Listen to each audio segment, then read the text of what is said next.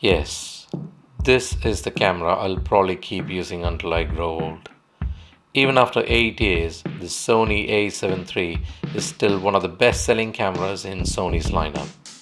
May it be portrait, landscape, long exposure, wildlife, and more importantly, filmmaking. This camera can do the heavy lifting for you. Of course, there's always temptation.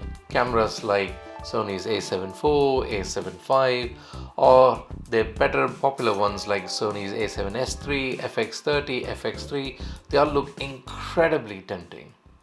So, why haven't I upgraded yet? Let me show you.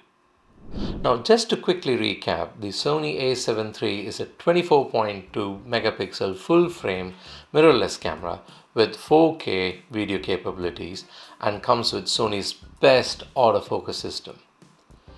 But the real reason I'm still using the A7 III it's because of its versatility. It's good at photos and videos. Now let's talk about the photography specs of this camera. We already said this camera comes with 24.2 megapixel full frame sensor. And believe me, even today it still produces fantastic quality images. The images are sharp, detailed and easy to work with. And one of the biggest strengths of this camera is the lens ecosystem. Sony E-mount lens system has a huge variety of lenses to offer. Not only by Sony, but also by some of the third parties like Tamron, Samyang, Viltrox, you name it.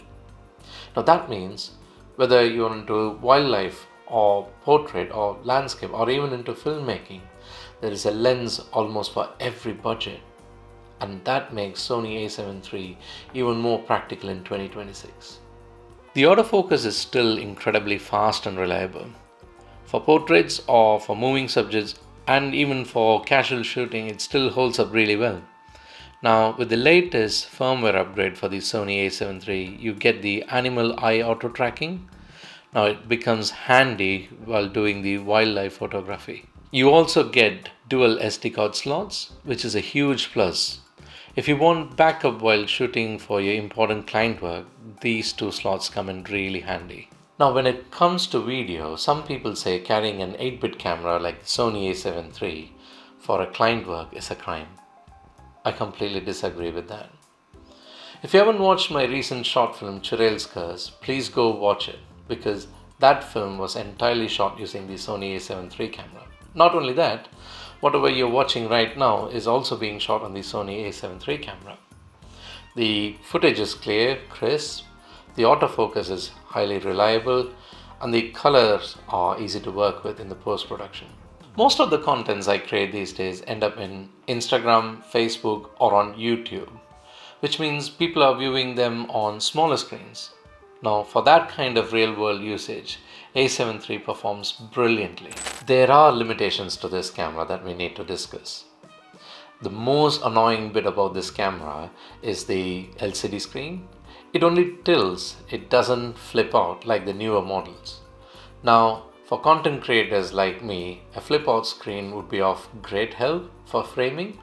If not, you need to use an external monitor like the one I'm using right now. The menu system of this camera feels pretty outdated and clunky, whereas the newer models have a better organized menu system. We've already discussed that this camera cannot do 4K 120 frames per second videos for buttery, smooth, slow motion videos that you see on most of the YouTube channels. And finally, the AI features which were released for the newer versions of the Sony lineups is absent from the Sony A7 III camera. But for most of the content creators, these aren't deal breakers. Who should upgrade then? Well, if your workflow requires 10-bit colors, built-in ND filters, or 4K 120 frames per second buttery smooth slow motion videos, or XLR audio inputs, then yes, upgrading to a newer Sony versions like FX3, FX30 or A7 V makes more sense. I personally think the Sony A7 III had a big impact in the camera industry.